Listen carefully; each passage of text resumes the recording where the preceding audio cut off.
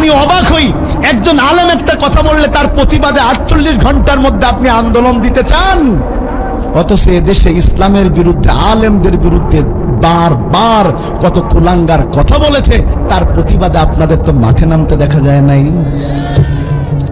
কেন আলেমদের বিরুদ্ধে মাঠে নামতে চাচ্ছেন? সুন্দর না, সুন্দর না, সুন্দর না।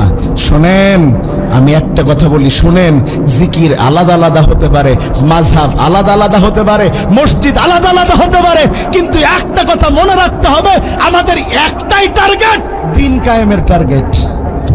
কোরআনের ময়দানে একজন বক্তা আর একজন ইসলামিক স্কলারকে নিয়ে মন্তব্য করছে, আর সেখান থেকে স্লোগান উঠছে, কেমন শুনবেন? একটু নাম ধরেই বলি, রাগ করিয়েন না। শেখ আহমদুল্লাহ হুজুরের নাম শুনেছেন? শুনেছেন? আস-সুন্নাহ ফাউন্ডেশনের চেয়ারম্যান। উনি বলেছেন আল্লাহ রাসূল 40 বছর